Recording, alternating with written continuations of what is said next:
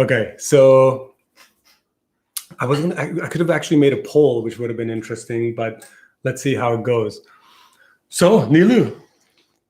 Hola. Hola, ¿qué tal? ¿Qué tal, chicos? Bienvenidos a nuestro live stream. It's in English. It's going to be in English, don't worry. So let's We're practicing. Let's start. Where should we? Or should we wait a little bit? Let's see, what time is it? 2 minutes till. Oh, 2 minutes till. So at least wait till. Oh, we'll give them 2 minutes. We'll give you guys a little tour of the place. So it took us probably a good 30 minutes to set this up. We have a little desk, which you guys actually might be able to see in some of the photos I've uploaded. Yeah, some of the YouTube videos have it. We have a desk that sits in front of the window. Right now, we're in front of this huge window. This is hot time in Spain. And even though we're in northern Spain, it still gets... What is it? Is it like 30? It's 28 degrees Celsius. So... I don't know. It's not 20 degrees Celsius, really. I mean, I don't believe that thing because it's actually outside. What's outside temperature? 32, 33 right now. Yeah. And it's going to be up to 36. And in the background, that's our kitchen. And then over here is the... So it's 99 degrees Fahrenheit right now. Oh, yeah. And we turned off the fan so that we would have a clearer sound. So by the end of this recording, we should be both soaked with sweat. So there's no airflow. Even though, we closed that door as well, and we have one other bedroom. We have one bedroom, and so sometimes there's a bit of a draft. But you have to keep these metal curtains down, otherwise the sun comes in. So anyway. So this part of Spain, we're in Galicia, Santiago de Compostela, which is very normally humid. We're north of Spain. South of Spain, which is like Andalusia, Sevilla, all of that, is probably right now 115. Easily. But normally here is actually cool and rainy. And but then just a few days ago, it started getting hot. And when it gets hot, you basically have to stay inside until it gets cooler, and then you go out later at night. So 9 o'clock. Let's start. Yeah. Give me your 9 a.m. at California time. 9 a.m. California time, and it is 6 p.m. here in Santiago de Compostela. So give me your impressions. Tell me what you think about being a digital nomad now from the beginning of your journey. Yeah, I was gonna say we should do a little intro. Okay, right? Intro, perfect. Who you are. I know most of the people that probably are going to watch this are people who follow your channel, Digital Nomad Physician. And then I put this up on Instagram and somewhat accidentally on my, what I thought was a deactivated Facebook. So some people will come and be like, who are these people? So Mo became a digital nomad physician, essentially started working remotely when 2016 is when I first tested it by going and staying at my mom's in Northern California, and then just kind of seeing if I could work remotely. And that worked. I did it for 2 weeks. And then the very first time was 2017. I actually left and went to Barcelona. So I should say, Mo is a family medicine physician. Right. And tell them about yourself, and then I'll tell them about me. Okay. So I am a rheumatologist. And I was working as a rheumatologist in a clinic. And I started off as a rheumatologist, loving rheumatology. That's why I obviously went into it. And I remember for the first few years, 3-4 years, I was practicing in that clinic. It was a FQHC clinic, and so mostly the underserved. I loved it. If somebody asked me, I would say oh, I loved my job 80%. There were things I didn't like about it, there were no windows in the building, so I didn't like that. But over time, 5th year after fellowship, 6th year, I started to feel a little just the stress and the stuff that got added to my plate, that got added to everybody's plate, and then just life and where I was personally. Eventually, I started thinking about it, I don't know, I'm getting a little bit, just not enjoying this anymore. And so in 2019, I decided, you know what, I don't have to do this. I'm not bound to this place except for my job. And I decided I wanted to quit my job and travel. That's what I thought. So then I started to look online to see like what, how would a U.S. trained physician travel while This was when in 2019? Well, I think it was April when I told them officially that I'm going to quit, and I gave them like April 2019. 4 months notice. And you finished residency? You finished your fellowship when? I finished my fellowship July of 2012. So this was like 7 or so years after I was in that practice. And I had been in another practice as well, like a private practice for the first 2 years, but I enjoyed this practice better. So then I sort of like became essentially full-time, not really fully full-time. But so in 2019, when I made that decision, I started looking online, and I was thinking about going to Spain because I spoke some Spanish and I wanted to start exploring Europe, and I'm originally Iranian, and I was like, oh, it's close enough. I could also go to Iran. And so somehow one of the searches I did landed me on his page, and urgentcarecareer.com. Yeah, at the time it was called urgentcarecareer.com. And I started reading everything he was sharing about, oh yeah, you can do telemedicine. I hadn't even heard of telemedicine. I essentially just had thought I could do locums, work 3 months somewhere, and then the rest of the year. And I had saved some money, and I was like, well, I could just, do this for a year or two, sort of as like a sabbatical, and then see what happens. And so we got Jeanette over here. Yeah. Welcome, Jeanette. Hi, Jeanette. So Nilu's introducing herself and telling her background. But Jeanette, if you want to, I think you and I touched base already. So I think we might have a little bit of information about each other. But if you have a question, post it over there, and then we'll take a look. And we'll answer it in between while we're telling our stories. Okay. So essentially, I found Mo's page, and I was like, wow, what is this telemedicine? So I started looking into that. And then, but I really didn't know what I wanted to do. I just knew I needed a break. And I eventually stopped working at the clinic at that facility October or November 2019. And right after I met Mo, because he was visiting LA at the time. And so we met up for a coffee and we just connected. But then, of course, we fell in love. And then the pandemic happened. And so I didn't really travel the way I thought I would. Right. But so I actually didn't fully stop working. And this is, I think, what has been sort of nice is that I didn't become remote. I was in LA and I was taking call for the practice that I had previously been in. So I would go to the hospital. And so I was making some income that way. But Mo told me about some websites at that time, which these telemedicine companies. And so I signed up for them, and it was right beginning of the pandemic, probably even prior to the pandemic. But then the pandemic happened and the need was so high that I just started working for these. So that's sort of my history of how I ended up in this world of sort of like working remotely. Digital nomading, as the cool kids call it. That's the cool kids call it. And I was reluctant to tell her about that. And for me, I was living in Spain already. I had already tried Barcelona. I tried Sevilla, and I really fell in love with Santiago de Compostela. I had bought my place already when we met.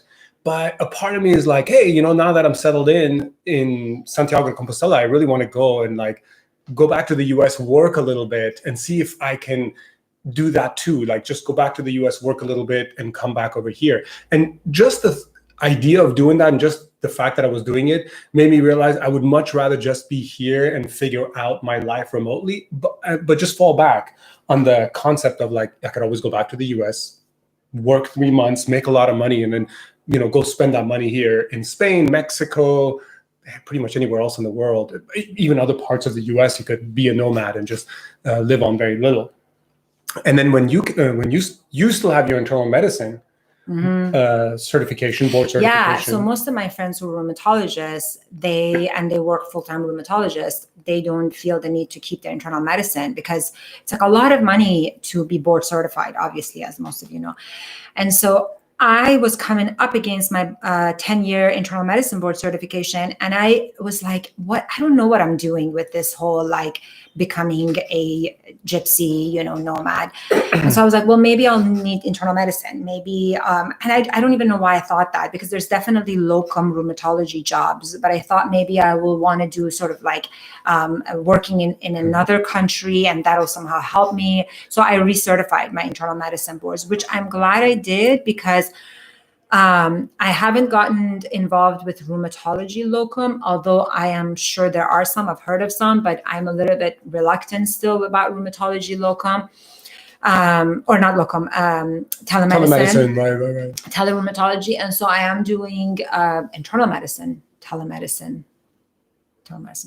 Yeah. I mean, when it comes to opportunities of things there are rheumatology telemedicine opportunities out there. I think the hardest part is finding it. And when somebody did send you a link or like a connection, it's always, I think the thought that goes in your head is like, how good is this going to be? Is it going to be, for example, let me give you an idea. Like, I did some work in a clinic right before the pandemic when I went back to LA. And the work was great. I love that patient population. It's a patient population that I've worked in for a long time. It's in East LA and South LA. And I feel comfortable with that population in person, in the clinic, right? That primary care visit, you guys know there's a lot of urgent care. There's multiple things you got to take care of, HEDIS measures, etc. And then when the pandemic hit, it got converted into telemedicine.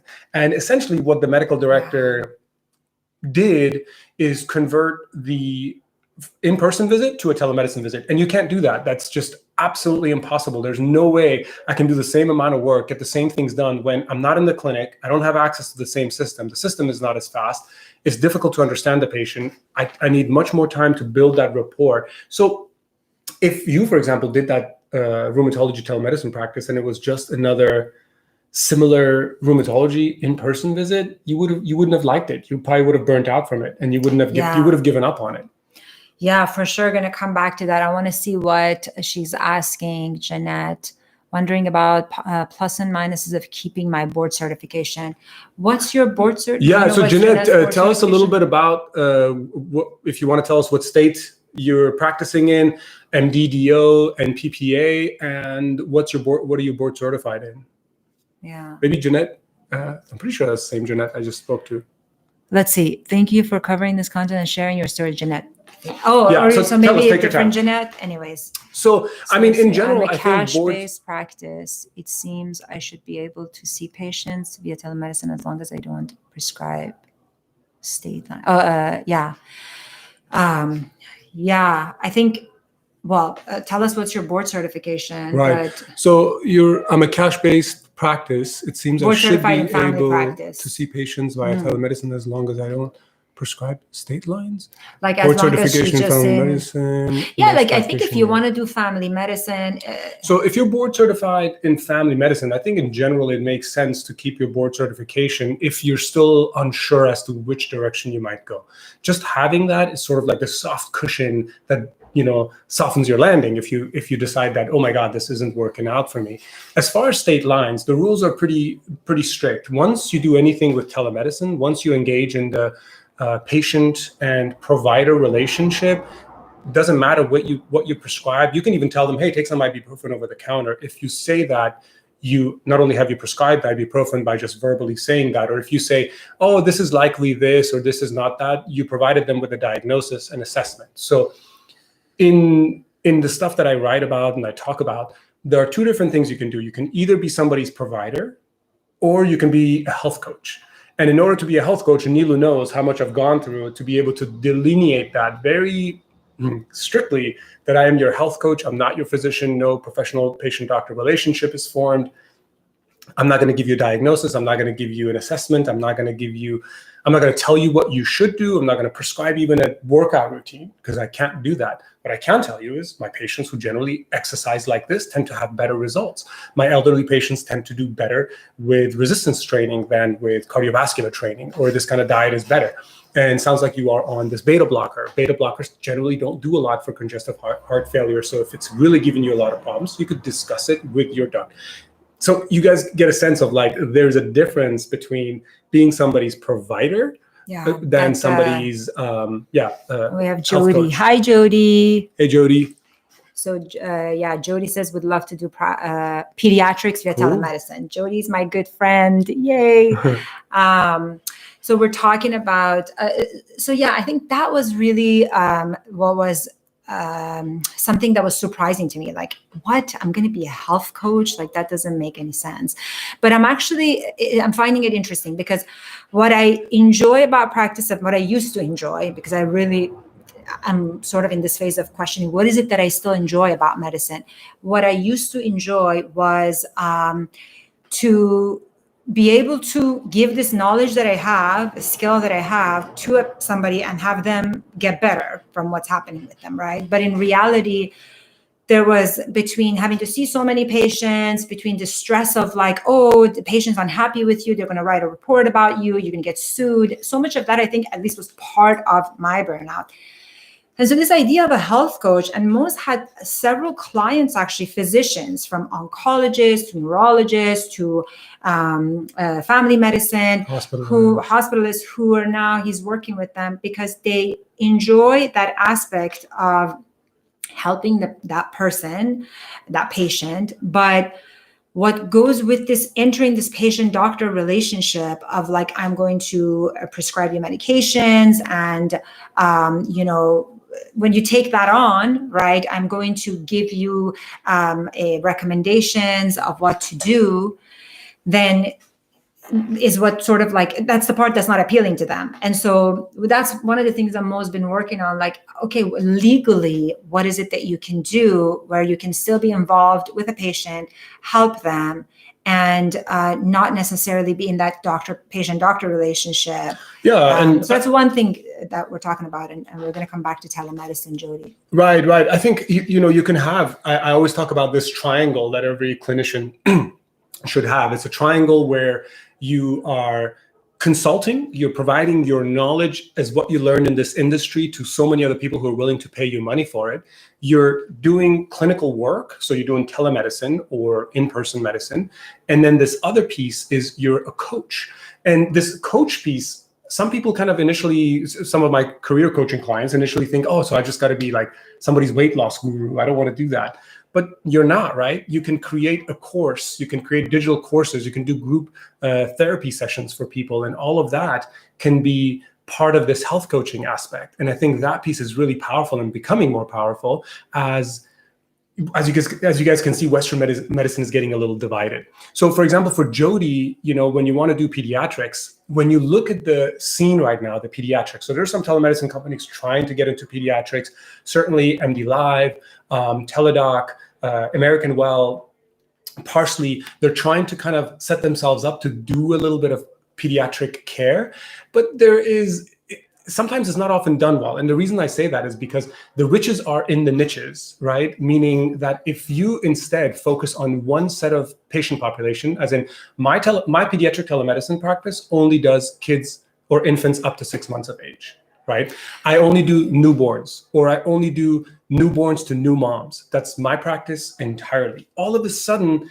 your advertising gets easier, your marketing is easier, the patients you get are easier, the parents you get are easier. So like doing your own telemedicine company. Sure. And you're talking about, this is something that Mo always tells me, if there's something that you enjoy, like certain patients, certain conditions, certain age group, let's say, that you enjoy, then you can try to like really filter essentially and get those people. And then you can also advertise yourself as sort of like you're doing this niche. And then you don't have to be like the expert in that, but slowly you do become more of an expert in that. And so that's like one way of also, I have a friend of mine who's a podiatrist and she's feeling really burnt out. And she was like, if I could just never talk to the patient, go in, operate and come out, I'll be happy, Yeah. And why not? I mean, if you're still offering your skills, if we can sort of like cater, and that's what you're always saying, and that's what you're working towards. So I guess I would say like telemedicine, pediatrics, there are some companies like Jody could sign up with a company and do pediatric telemedicine, and you essentially have a schedule at home. And right, Yeah, you tell us more about. Yeah, there are telemedicine companies that they don't only do pediatrics. There aren't any that I'm familiar with that are really good right now. But there are telemedicine companies that hire pediatricians to also do telemedicine. The problem is you're probably not going to be very satisfied with the work. And the reason is the volume is fast. You're not going to make a lot of money, right? The reimbursement per pediatric patient is going to be like $20, $30 per visit at most, probably $20. And you're not going to have a lot of time. And then the downside with that is the pediatric patient and the parent see you and you're super attentive, caring, and everything, and that's it. They disappear. They're not your patient, right? So you never have another connection with them. There's no way they can find you. Even if they loved you, they're not going to find you, because I don't know, if I search Jody Rojani online, would I find a website for her? I'm a pediatric specialist. I have my own telemedicine practice. Sure, I work on Teledoc.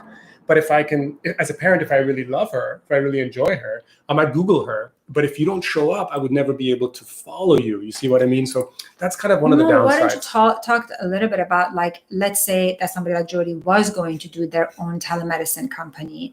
What are some like steps to take? Because I know for me, as somebody who's never done the business aspect of things, right? And I've just been an employee and I liked that. It's daunting to think about starting your own telemedicine company, right? It doesn't have to be that scary, right? You could just start with one or two sort of patients, clients. If, let's say you're doing it in the traditional model, not like the health coaching. You're actually prescribing medication, but you're starting your own telemedicine company. Yeah. So I have a course on this that I have on my website, how to start your own telemedicine company. But listen, go buy his course now. It's expensive. Just stay here. It's cheaper. So basically, when you search for this information online, the information is written by lawyers, attorneys, business coaches, etc., who want you to do a lot of stuff before you start your own practice. The reality is, the wonderful thing about America, and this is something we're noticing because we're in Spain right now, right? We live in Spain. Here, the bureaucracy is so heavy, it's so thick. You have a hard time getting by. But in the US, do you want to see a patient? Just see a patient. That's it. Just see a patient. Like, you don't need to get malpractice insurance. You don't need to get liability insurance. You don't need to get a business license. You don't need to do anything. You already have a medical license. Let's say one of your friends wants to run something by you about their kid. You say, great. This is my telemedicine website. And how can you start even if you don't have a telemedicine website yet? You can just use Google Docs and you can use WhatsApp, right? So you can start super simply. But what do you mean you don't need a malpractice insurance? Right. So most states, you don't have to have malpractice insurance to see patients. It's not mandatory unless you're working with either Medicare or certain insurance companies. Most states don't require you to have malpractice insurance. And you know how difficult it was for me to even find this out? Most attorneys I talked to didn't know this. I contacted the medical board. Of course, they didn't get back to me. And so it took a lot of research to figure out what the rule is. But you don't need malpractice. But we worry about getting sued. Sure, you worry about getting sued, of course. But what is the chance that with the first patient that you're doing some sort of advice or like you're seeing somebody in a pediatric telemedicine practice that you're going to get sued? If the risk is so low, right? What's the risk? I'm 44 years old. I've been practicing for how long? I don't know, since 2006 when I started seeing my first patient on my own. I haven't gotten sued yet. I will. Statistically, I'm going to get sued. But look at how many patients I've seen and I haven't yet gotten sued. But the point I'm making is the statistics, the chance is so low that you trying to jump on getting malpractice doesn't make sense. That's not the first step. The first step is to see patients. How do you see patients? Well, obviously I talk a lot about that on the podcast, on here, on YouTube, on my website, on LinkedIn. I talk a lot about how to find patients. But once you find your first patient, see a patient, have them pay you money. So the reason you brought up malpractice, is it because that if you're starting as a solo telemedicine practitioner, is it because malpractice is going to be a huge chunk that you have to pay? It's not a huge chunk. You can't get a company to insure you? Oh, absolutely. Anybody will gladly take your money to insure you. It's just that the statistics of getting sued on telemedicine is so low that often doesn't make sense to start when you don't have a lot of patients, unless you want to take insurance and Medicare, which is really what I steer physicians away from. There is no money in taking insurance and Medicare. You'll end up reverting back to this narrow gap of seeing patients in a short amount of time. Now, if you contact a good telemedicine, a good malpractice company like The Doctor's Company, thedoctorscompany.com, I think that's what the website is. They'll start you off at about $2,000 a year. You could probably even negotiate something less. So $2,000 a year is very little. And remember, you can write that off against your business. You can even write it off as a loss if you don't make that money. So you could start with them and they'll slowly ramp you up. But I've talked to these recruiters before. I've talked to these, what are they called? Insurance salespeople before. And they're like, well, I mean, how many patients are you going to see? I'm like, I don't know. In the first year, I probably want to see 5. They're like, he's like, the guy I was speaking to is an older guy. And I was in Portland at the time. He's like, I don't know. Like, do you think you're going to get sued in these first 5 set of patients where you're probably going to give them like extra good care and continue follow-up? He's like, look, I want to sell you the insurance, but I just don't think it makes sense for you to buy that right now. Why don't you call us back when you have like a volume, and then it can make more sense. And so I'm just saying that. And one of the things that you sometimes tell me is like, if you call probably your local, like, let's say rheumatologist, like 10 rheumatologists, and say like, hey, I want to do telemedicine. And if you have the need, let's say if you didn't want to start with your own company, like I know for me, that's always something like, I don't know. Because some people, for example, Mo is genuinely passionate about certain parts of medicine. And so I think if you're starting your own telemedicine company, let's say you are on some social media and you're talking about certain aspects of your own field, like I am focusing on irritable bowel syndrome, and these are the things, and and that way you get people to come and want to be your patients. Right. Let's say you don't want to do that. Then you, aside from just trying these telemedicine companies that already exist, is like also calling, people like rheumatologists in your state or your city. Yeah, that's a really great point. I mean, look, when it comes to resources, right? One thing we forget as physicians is, how do we get patients? The insurance companies essentially have a monopoly on patients. All the patients go to them. So they have all the patients, and then they funnel you patients.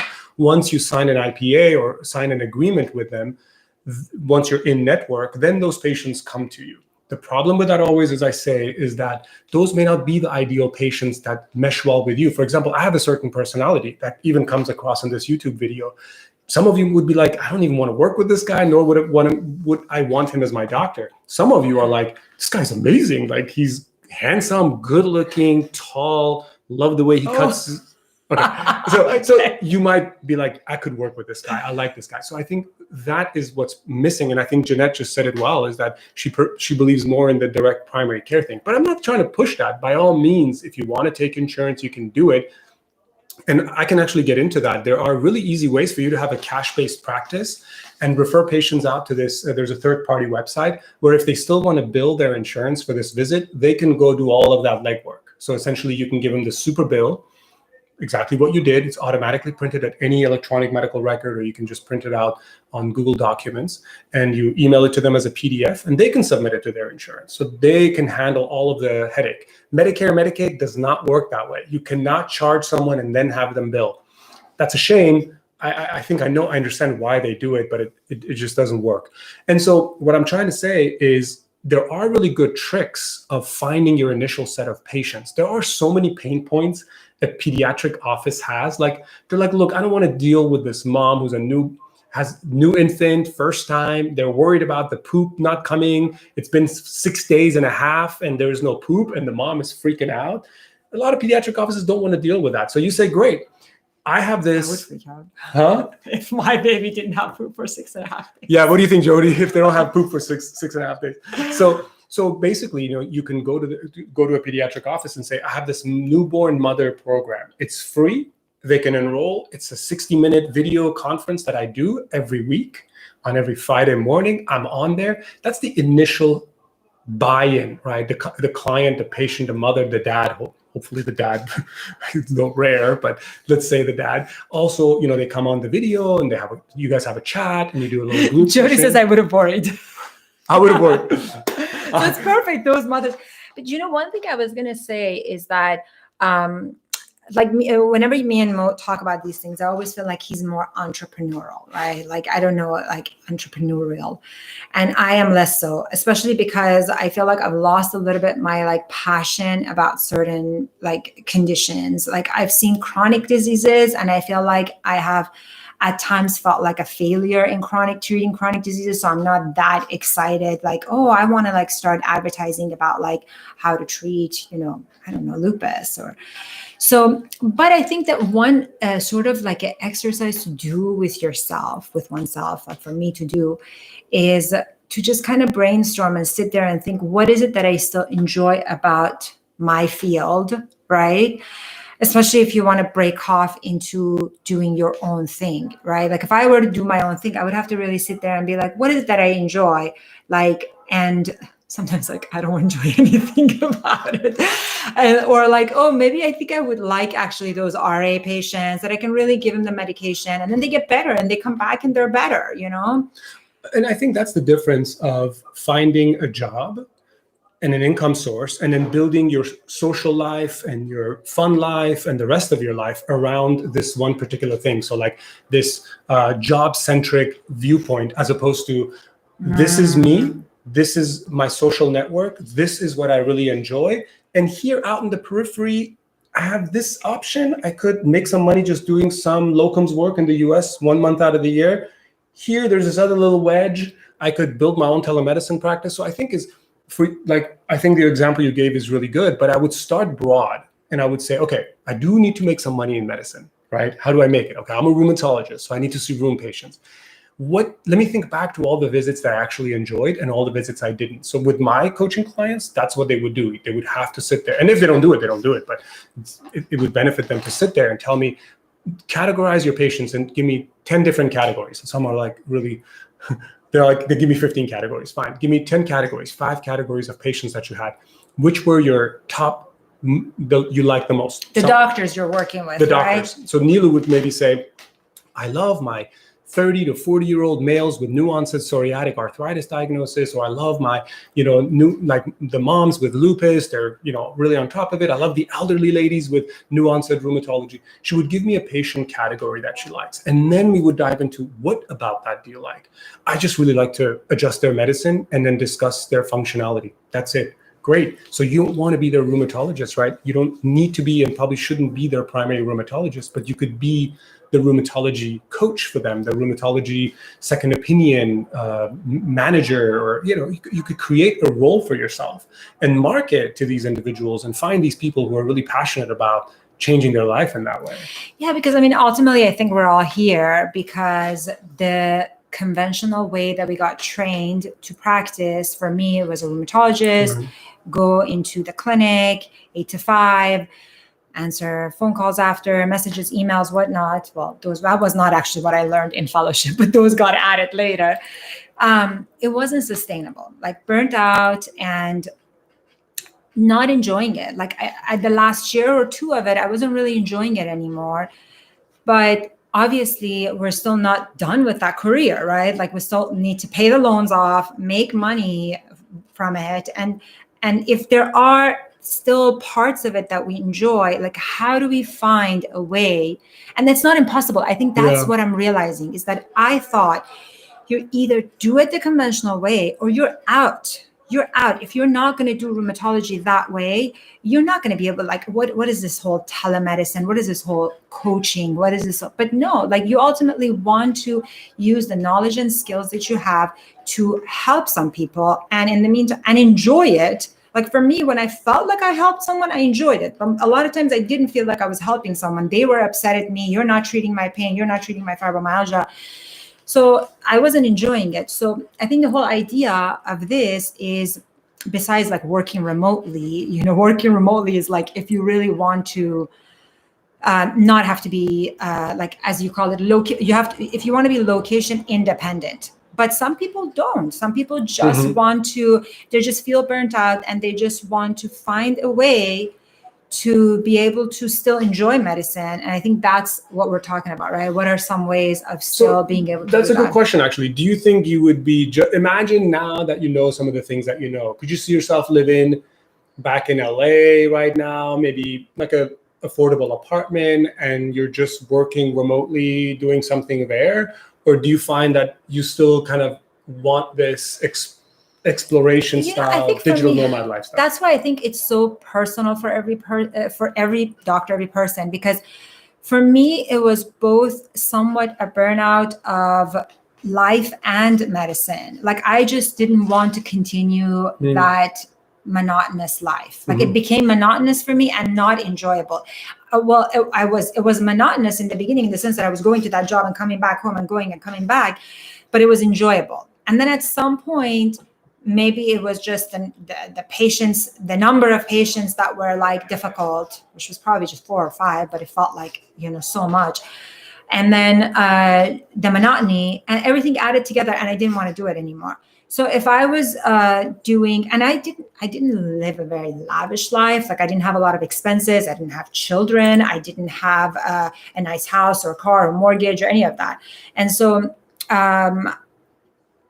I just think that for me, at this point in my life, I'm still the same point in my life that I was 2 years ago when I quit. I don't want to be bound to one place, sign a contract, and then say for the next however many years, I'm going to be here and see your patients. And I think the reason for that is because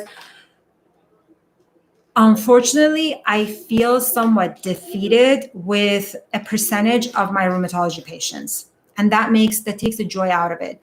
And if you're just doing locum, for example, I don't feel that way because I'm seeing them for that 1, 2, 3 times, let's say. You don't have to see them back. No. So I give them everything that I know. And then I'm like, okay, well, but with the other patients, like I'm seeing them years and years. I'm telling them everything I know, right? Giving them the medications that I have, and they're still coming back unhappy. And after a while, I was just not enjoying it anymore, And so, and that has to do obviously with my personality as well. But that's so like in answer to your questions, I don't think I would. Right. But so guys, I know there's a few other people on the chat. If you want to type something in, you should be able to see that. Yeah, feel free to type, but I want to make sure we address Jeanette's. So Jeanette asked a good question. Jeanette is sort of like, so basically, as long as as a provider, I'm not engaging in telling them what supplement they should take or telling them what to do, I'm good. I can sort of be this coach. And I think that's exactly that. If there's a very clear line that you need to draw. There is no clear line in medicine. But if you're going to see a client, Jeanette, it's good to tell them, hey, in this role, I do have a telemedicine role, but in this role, I'm going to be your coach. No professional provider-patient relationship is formed. Please sign this document. All information that I provide for you is based on my expertise. No individualized advice is provided. That said, me and you can have a conversation. You can say, Mo, I really think that you could maybe, change around your eating times throughout the day. That has been shown to make a difference. But you're not telling me like, this is what you should do. And in general, believe it or not, it's better to not document this. So don't keep a soap note. You can keep a note, but don't tell anyone that you keep a soap note. Essentially, if you keep a note, it actually makes it a little bit more of like a patient-doctor relationship. And I should say, like, the reason we're not like coming up with this on our own is that there are some platforms, like there's one that we're both working for, where we literally just answer questions. And so people who come on this platform, they essentially say like how would you say it? It's a platform of answering questions from all fields, right? Whether it is construction, plumbing, veterinary, and medicine. So for the medicine part, there are doctors that work for it, but the whole premise is that there is no doctor-patient relationship. Mm-hmm. The doctors can't prescribe medications. The doctors are from all over the world, and the patients are from all over the world, right?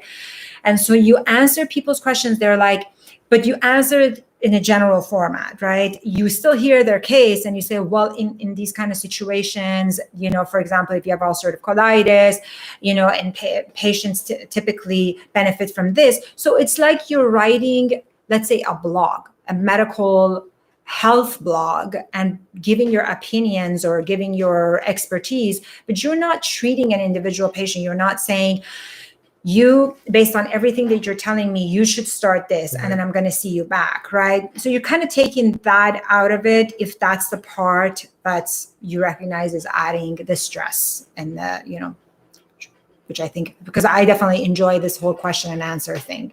It is enjoyable. I think it is enjoyable to work. I used to own an auto mechanic shop, and what's really nice about an auto mechanic shop, my lead mechanic, he's basically an expert. Somebody comes to you and says, "Hey, my transmission is making this noise." My mechanic says, "This noise is perfectly fine. There's nothing you need to do. Wait until the transmission gives out, and then come and replace it." No, there's no argument. There's no like, "But I read this, and I want to do this instead." It's an honest way of just sharing your information, and then the client still has the option of saying, "I still want to get it replaced," or "I want to go get a treatment," and they go and do that. But that expert piece is really nice.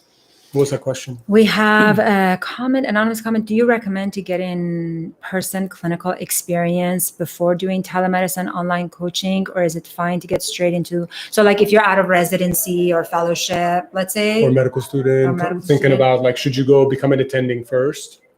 No, to do telemedicine, online coaching, or online coaching is, I could see it being two ways. One, if you already have been practicing medicine for a long time, it can make it really, it can make it really difficult for you to let go of your Western medicine mentality and of your physician-patient relationship or provider-patient relationship.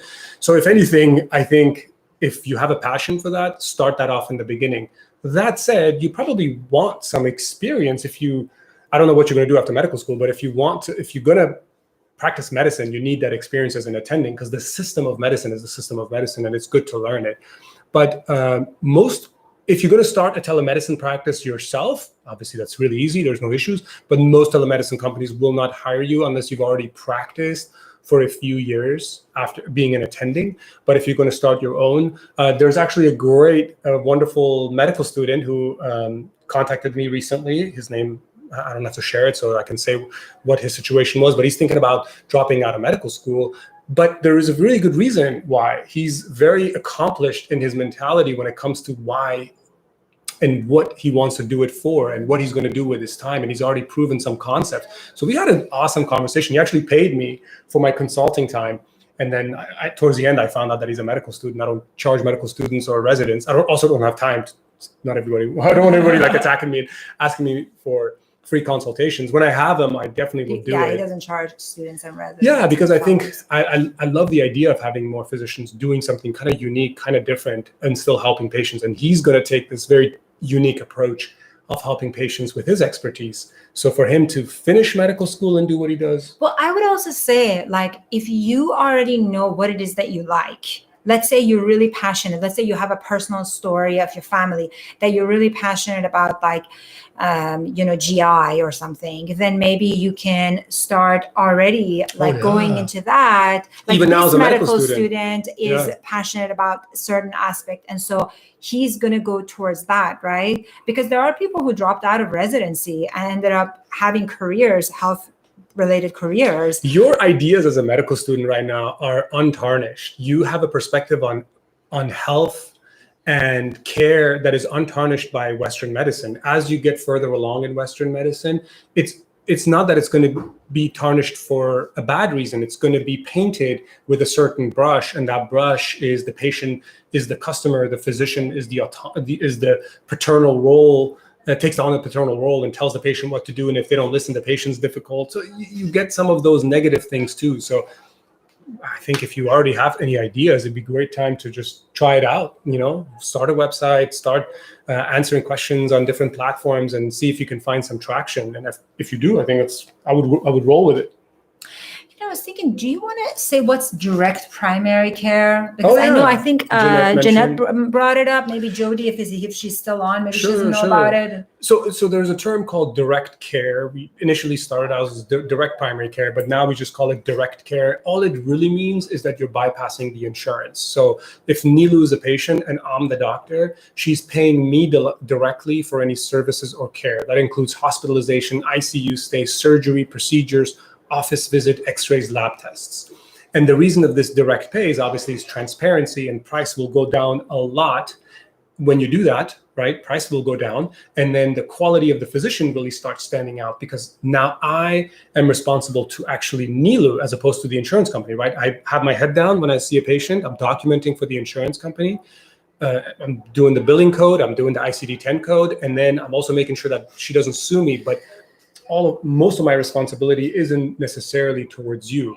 So the direct pay model has also evolved to kind of mean that you pay a monthly fee to a physician. Like a boutique practice, right? Well, That's what we thought of as boutique. So the concierge model is different. The concierge model, what you're referring to, you pay an annual fee of somewhere between $200 to $10,000.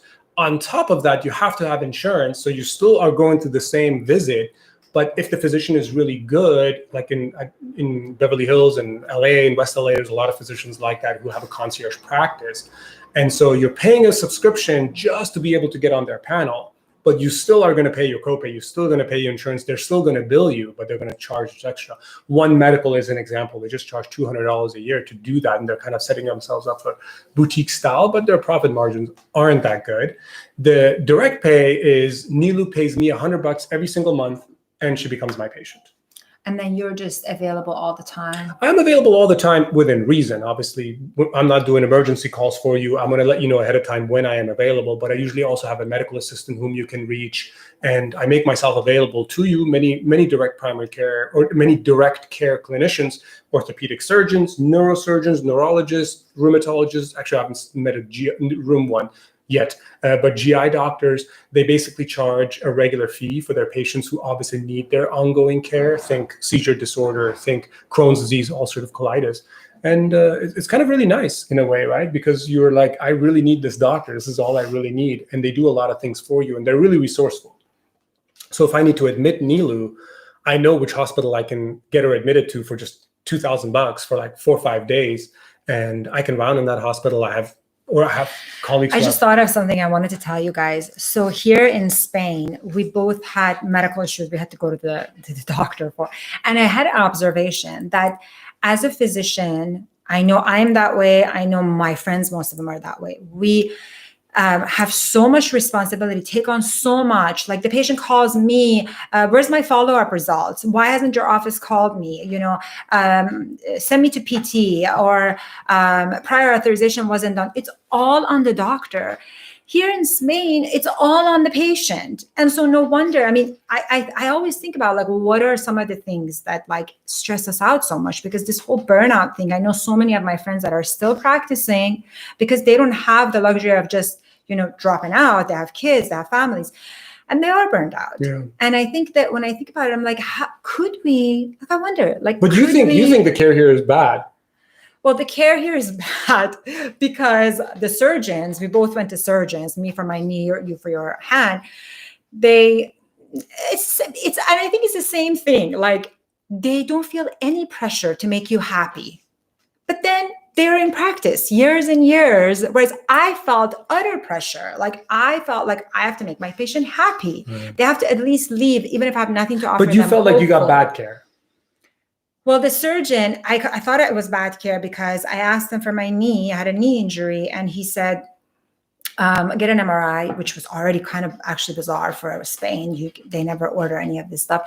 But then he said, no physical therapy. And I said, well, what about the results of MRI? After that, will he send me to physical therapy? No physical therapy. So very, very traditional. I mean, it's an older orthopedic surgeon. And then yours, I thought was bizarre because they gave him like steroid taper for his hand, which he has like tendinitis and issues with his hand, something that we don't use steroids, but not much explanation. But I thought like somewhere between here and where we are, where I am responsible for everything. Patient comes into the office and the first 15 minutes, they are mad at me because prior auth, because they waited, because this, because that. All of these for me took a toll on me eventually.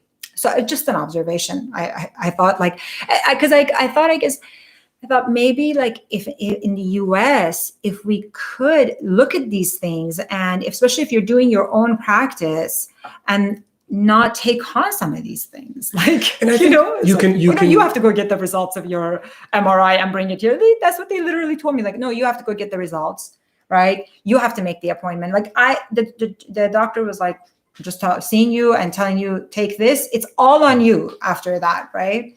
So it's, of course, less stress. But I also wanted us to kind of touch base on the remote work, because we've been focused more on like other stuff, like just like what are we doing? Are we happy with what we're doing? Maybe. Yeah, I tried to do some podcasts on that. Like, it's not what it's cracked out to be. I think you and I have talked about that a little bit because maybe, what do you think? You see me working remotely on like 20 different businesses and doing 100 different things. Well, I think one of the things that happens is that, I think it is cracked out to be or whatever. Like, because I think for me, I'm so much happier than when I was practicing towards the end, like the last few years of my practice. This might eventually like has its own stuff. It already has. Of course, the money eventually, like I would have to make more money than what I'm making. But I think what it is, oh yeah, she's saying it's, or he is excited about hearing about remote working. So like, for example, Mo has been doing remote work for a while now, before telemedicine became a thing during the pandemic, and started off with all these different telemedicine companies, and then now has been thinking about how to do his own thing, whether it is his own telemedicine company for the states that he's, let's say, licensed in, or whether it's kind of a coaching thing. So he has an entrepreneurial thing. He's always thinking about these things. Whereas for me, I just kind of wanted to take a break from medicine and then think about like, what is it I still like about it? How can I do it? Maybe it's doing it in a different country where I don't feel as stressed. Maybe it is just doing it very part-time. And so for now, what works for me is I'm just doing, like, I do a couple of months of sort of locum at a practice that I knew in LA, and I make some money, not a lot, like really not a lot, to the point where I'm actually eligible for covered California. And the rest of the time, I just do a little bit of telemedicine when we're here. And I still use a little bit of my savings, but our cost of living is very low, right? Like, this is an apartment that Mo had bought cash here in Spain, north of Spain, where it's not very expensive. And so I'm not paying rent living here, but we do travel together. When She's we paying travel, the electrical bill though. Yes, sometimes it's very expensive because he runs the dehumidifier. No, you run the heater, humidity phobic. You run the heater. Anyways, so, but we also travel. When we do travel, and then we have to stay in expensive Airbnbs. I also wanted to mention that if you're into traveling, there's also ways of traveling where you don't have to pay so much for like Airbnb. Like, why don't we break it up? So let's break it up into those sections. Okay. So what Nilu's talking about is really important. I think and I also want to say that when I mean it's not what it's cracked out to be, is like you're going to be working, right? If you whatever you dedicate to, for example, if Jody decides to have a pediatric telemedicine practice and she decides to go to Mexico or Guadalajara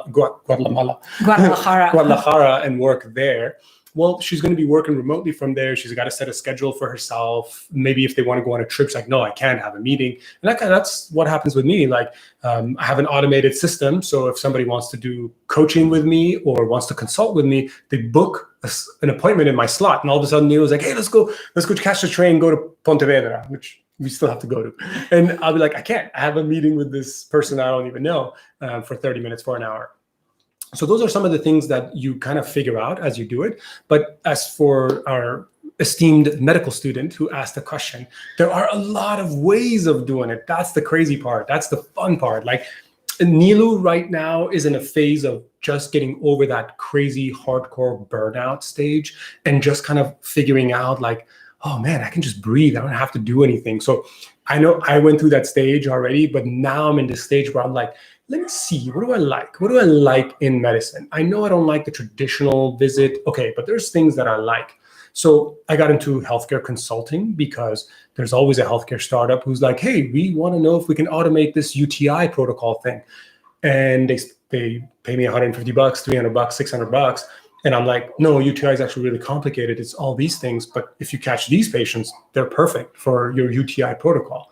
But there's so many other things you can consult in: writing, reading, editing. I have a Fiverr profile. I have an Upwork profile. Yeah, Fiverr, Fiver, right? That's And over there on Fiverr, just this gentleman just contacted me, and he wants me to proofread a bunch of documents and extract data from it, which is great. I love that. That's kind of what I've been advertising myself to do, is kind of data analytics, data extraction, ontology creation, things that I just got excited about. I started writing about more so people can find me. That's healthcare consulting. Then there's the telemedicine. So obviously I'm doing telemedicine for a couple of companies in the US. We're not going to mention too many names just so we don't get flagged on here. I think that's going to be better. If you know how to use the internet, it won't be hard for you to figure out which companies we're talking I think about. you've mentioned them in your blog. I probably mentioned that. Yeah, oh, definitely. I'm saying like you're going to be able to find the names, but I think it's easier not to mention them. And I'm also building my own telemedicine practice just so that I can see my own patients in the states where I'm licensed in. I'm building out my own health coaching practice. So that's a cardiac, like a heart health coach. I decided to pick one particular thing that I'm passionate about, that I'm excited about, and just find people who are interested in that. And I've had some good traction. I'm excited about it.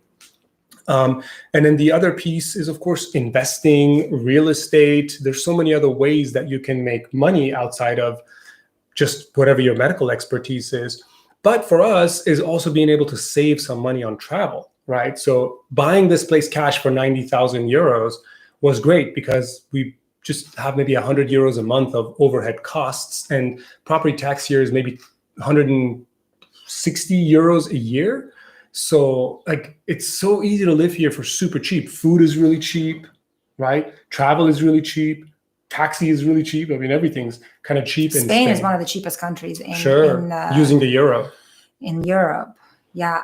So I think one of the things I wanted to mention with the remote life, right? Like if you're like wanting to be sort of bounced around, I think one of the things is also what kind of life you want to have. If you want to stay in a nice hotel, if you want to stay in a nice Airbnb, if you want to do like, that's going to need you to work more and, figure out like, so for me right now, I don't want to do any of that stuff. I just want to be able to be relaxed, not have to work as much, and do some of the things that I like to do, like learn Spanish, read, draw, And so living on a budget is not that big of a deal. It's not so much of a budget of like, oh, this is how much, but it's like, I'm not spending a lot of money on expensive stuff. And so like what I was going to mention is, for example, you can use websites like house sitting. Like some of the most amazing houses I've been to is that when we went, and I love animals. And so we get to visit London for 10 days and cat sit. That was great. And these are like the houses are nicer than Airbnbs, and it's actually somebody's like local house. Or like home exchange. Let's say you're willing to exchange your house with somebody else somewhere else. Or you can just, if you're gone, let somebody stay there and you get points and then use it to go. So there's a lot of these bartering ways of doing things so that you don't have to. That's another aspect. The bartering economy is so growing like so aspect well. of burnout is that you need to work so much. If you don't want to work that much, then you can use some of these ways of like not having to need as much I think money. that's kind of the term that the cool kids use, like hacking. Like you can always hack something, like back in the day when I first decided to be financially independent, I thought I needed 1 million so that my passive income, 3.5%, 4% was going to be enough to cover my lifestyle. And then I learned how to hack that, right? I don't have to retire in the US. I can retire in another part of the US, or I didn't have to retire in San Diego, where I was living at the time when I started that process in 2012. I moved to Portland, Oregon. And so suddenly my overhead was $1,500. And in Portland, I also bought a condo in cash, which now is like 40,000 less. So it's a great opportunity to buy a condo for like 100K, I should say, guys, also ask us, like, for example, the anonymous person, if there's specific questions you have about working remotely or just remote life, ask us. So that way we're just thinking of whatever might be helpful. Yeah, we kind of thought we would use this time to sort of get to know each other's perspectives on this entire nomad living, and that's kind of what I've been saying. Like for me, it's been good. Like I can probably see that Nilu thinks like, oh, wow, he gets kind of really involved in some of this stuff, but I think it's stuff that I'm liking. Like it's not Mo stuff works that a burns me lot. out. I think he's not like definitely works a lot more than I do, but it's nice because I guess he's doing what he likes. Like he's working on his business, and it's not stressful. Like you don't have to wake up at a certain time. Like, I mean, for years, ever since I was a kid, I woke up with an alarm, or like my parents waking me up to go to school, and just wake up whenever. What's our lifestyle like right now? How do we get up? What do we do on a day-to-day basis? What's our week like? We're gonna get judged. That's our lifestyle. Sometimes you have to be judged. Okay. So we wake up whenever we wake up. What time was it today? Well, today it was exceptionally late because I couldn't Not for me. sleep. It was 11:05, which was my standard. I usually wake up 9:30, 10ish, right? Unless I'm like, I did some volunteer at a farm because I wanted to do that. Then I would wake up earlier to take the bus to go there. That was workaway.com. Workaway.com. That's another way of you can travel cheap.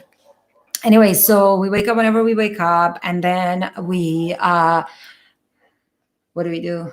So I usually make my coffee in the morning. I often check to see if there's been any kind of responses for some of my businesses that I have. So any client business replies or anything. I don't read them. I just want to register them so I know like throughout the day I'm going to get back to it. Once I get up, after I have my coffee, I probably will sit online and just answer some emails. And usually I'm always excited about writing something new, like a new content for my website, because it's stuff that I learn about. It's also a way for me to advertise myself.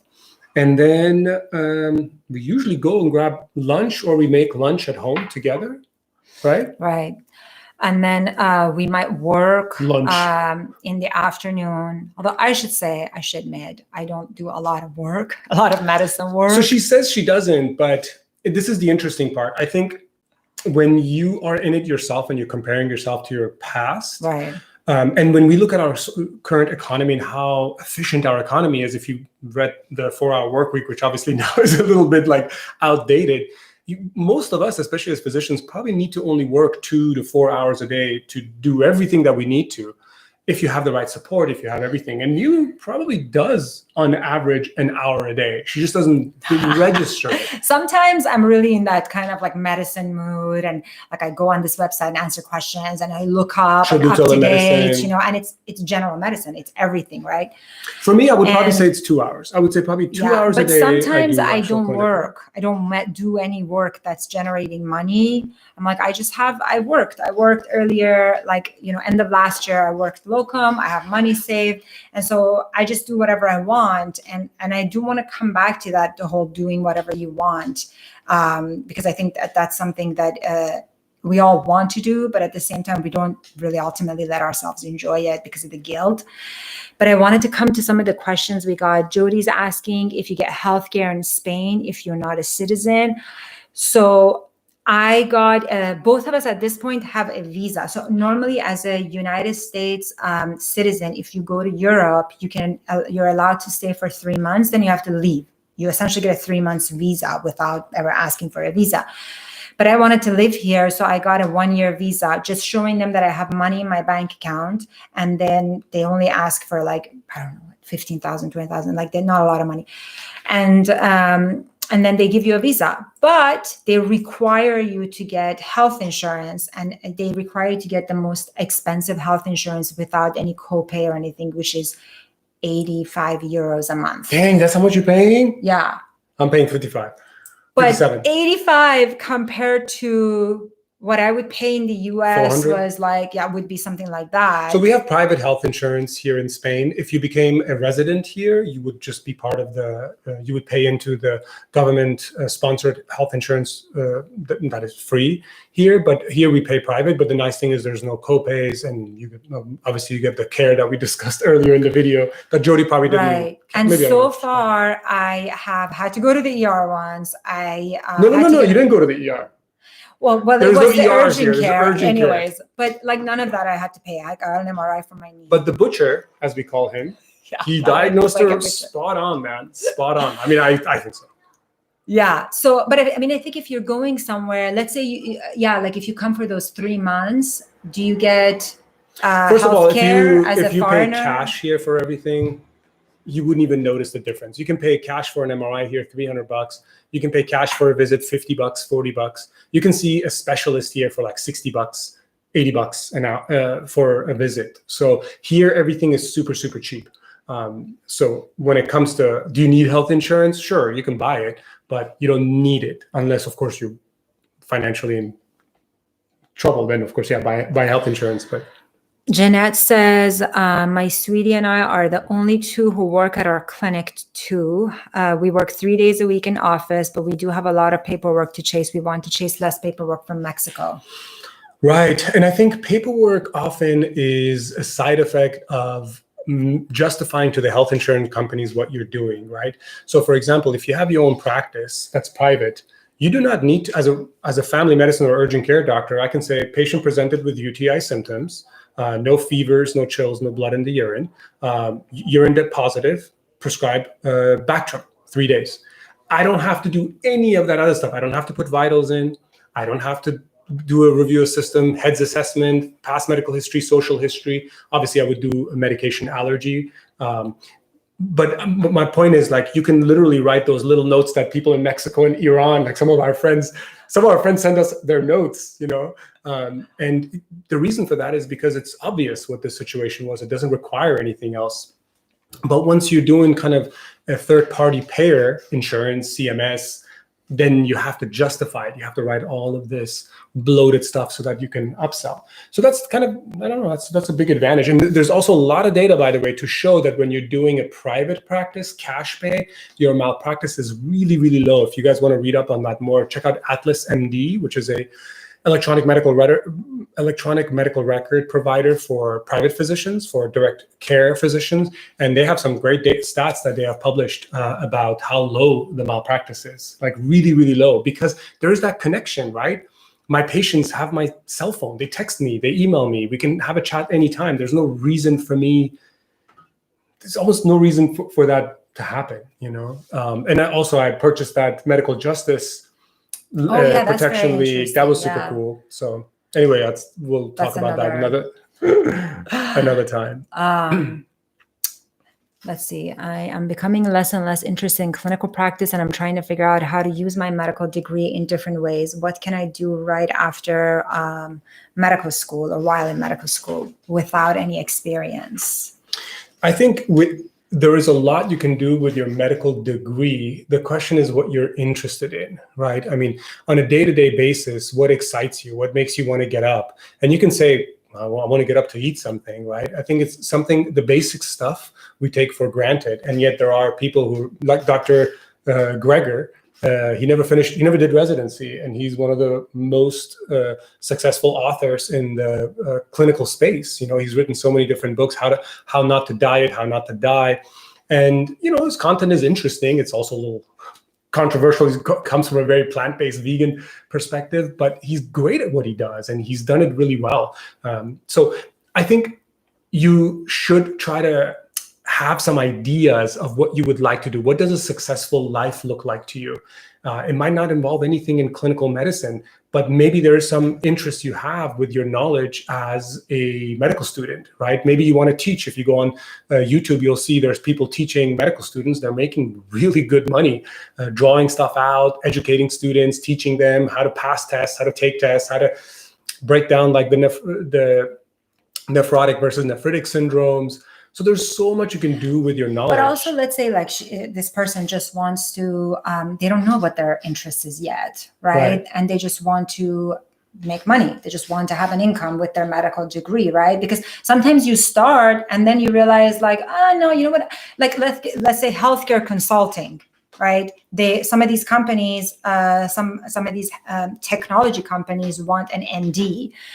And then you sign up and you start working for them. You find them. I think LinkedIn probably was really helpful. LinkedIn was really good, yeah. And I didn't think it would be. Right. Mo gets, some people sometimes like they hit me up all the time. Reach out to him and they say like, but then you do it after a while and then you don't like it and you realize, well, that is not my interest. I think over time we find our interest. Like I know for a while, for me, my interest was actually, believe it or not, the fibromyalgia patients, because I felt so bad for them. And I'll be honest, I'll say this about Nilu. I think in a few years, you never, because right now she's definitely like up to here with fibromyalgia, but you never know. In a few years, she might find that might actually be the patient population she wants to go after.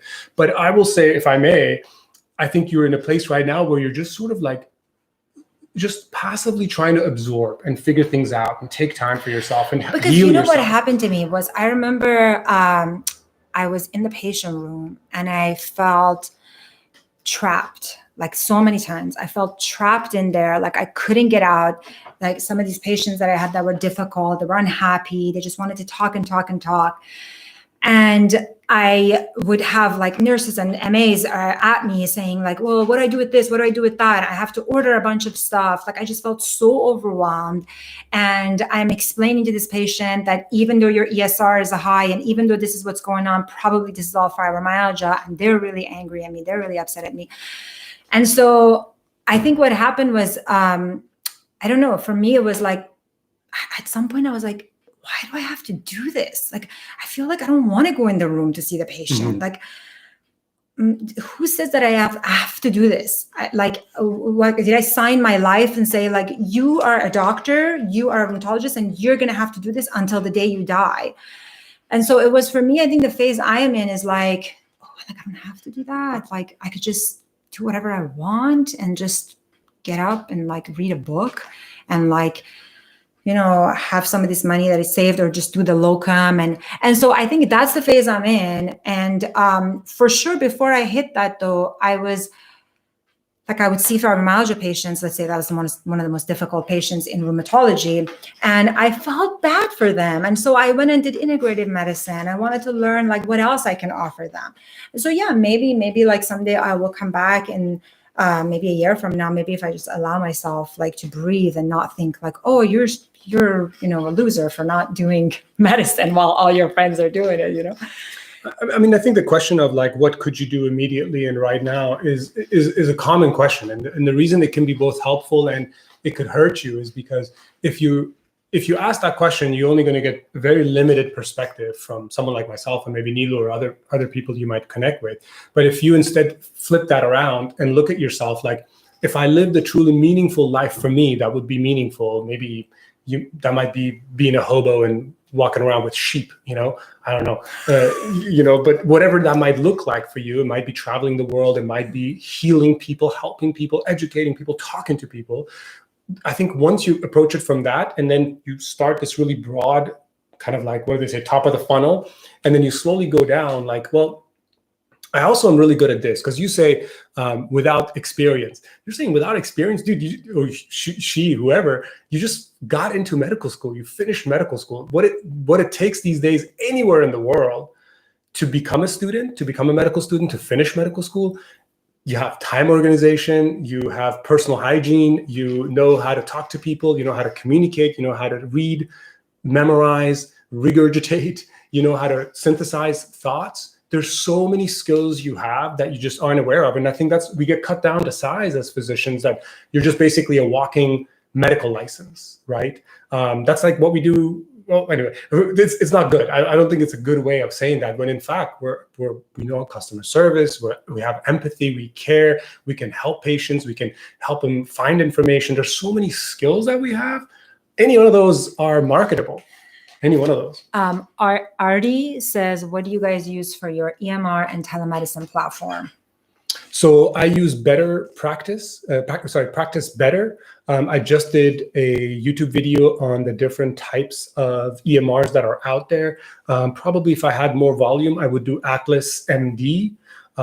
Those are the top contenders, but Practice Better is what I use. It's just $20 a month for my patient volume, is what I need. But before that, when I was doing any kind of care for any patient, I used Google Documents. That's it. And you can sign a BAA with them, so it's HIPAA compliant. Mm-hmm. So, I mean, do you think you one day might go back and be full-time physician? All of this, like after reading, kind of thinking about like where you're at right now and like clinical medicine and the money that's on the table. Well, I don't know how things are going to change, like my experiences, where they're going to lead me. But I think right now, like I'm interested in seeing like how I could practice medicine somewhere else, like not in the US, you know, like somewhere where like I can do it stress-free. I don't have to think about like, oh, what's the consequences of this and that, and patient being unhappy. And I could just like really be in my heart ultimately the way I was before I got compassion fatigue. And then I definitely like, I like to go back and do some rheumatology. Like I don't want to be. So like part of you still misses that. I don't know if I would miss it, but I miss the the part that I miss is when you get to be a doctor and really it works. Like the patient comes and you give them a treatment and it makes them feel better and they come back and say they're better. Like that's why I went into medicine. So when that happens, like I like. So that, you like right? the art of rheumatology, but maybe not the practice of rheumatology. Actually, the art of rheumatology is really hard because I think is that one patient goes to a doctor and they end up being put on biologics because they think that they have lupus, and then they come to me and maybe I'm more of a purist and I look and I'm like, I don't think you have lupus. And then, so that's where it is sort of an art, right? That's like the art, that's the art. And that's actually stressful in some ways, so I don't know if I like the art. I actually like the kind of like, you have RA, I give you this and you got better, great, like I did what so I don't know, maybe someday. I think for me personally, to be able to do rheumatology again or full-time, like sign a contract and be somewhere, I have to just somehow not care as much about like one of those factors, along with other factors that like maybe I have to like filter the kind of patients I want to see, like maybe in my own private practice it'll be different, but it would have to be like my personality has to change a little bit. Like I have to not care as much about like, oh, patient's happy. Like I have to make it maybe more objective. Like, oh, I gave them this, whether or not they're happy, that's not my problem. And that's not how I practiced. I really practiced by like, I want the patient to like be happy, be hopeful, show some sign that they are not unhappy, when they leave. And so with that, I'm still the same person. I think I would still feel really stressed in these kind of like settings of like practicing in the US. I think it's a little like of a PTSD, but I have friends who are rheumatologists, they're in private practice, and they kind of get to have their own way of doing things and they don't seem as unhappy. So maybe that's one way of doing it. But also personalities are different. So I think I definitely acknowledge that. But I think for me also just like I wanted to leave and just experience a different life altogether. And so for sure, I think once I want to be more just in one place and not have to move around as much, I think that might be something that I will be interested. Cool. Yeah. I always like to approach these questions, especially with the career coaching physicians that I have, since they pay me big dollars. So it's I like them to take away something meaningful at the end of it. And so some things that always made me think is if somebody puts this to you, you have $150 million in the bank tomorrow when you wake up. And I think it's kind of a shocker to think that tomorrow you wake up with that much money in the bank. So for a medical student, for example, what would you do if you have $150 million in the bank? It's a hard amount of money to blow through really fast. So think about that. What would you do on a daily basis? You might just say, I'm just going to sit on a couch and read books. And I think there's nothing wrong with that other than our society thinks that's being unproductive, which is bullshit. Right? It's not unproductive. If that's what it takes for you to be a wholesome human being, or it might be, I don't know, I would go and just give out water to thirsty people in Africa and Egypt, wherever. And that might be your passion. But I will tell you that is the spark, the beginning, because once you do that, once you actually go take some water and go move to some place in Egypt and give out water to people, you suddenly will see another need. And that need will present itself to you. Call it the friendly universe, call it whatever it is. That need will present itself. And then you're like, oh, I actually would do really good in this thing. So I'm going to go do that. That's something that I've always done. I put myself out there. People contact me. Hey, would you be comfortable doing this? I know it's not something you do. And I'm like, oh, that's really crazy. Yeah, let's give it a shot. You decide if I'm a good candidate. But you put yourself out there and you find opportunities that you might gravitate towards. And I think that's a good way of just figuring out what it is that you want to do. Is actually going out there and putting yourself out there. Yeah, let us know. Anybody that's come later. We talked a lot about different things. If you have any questions.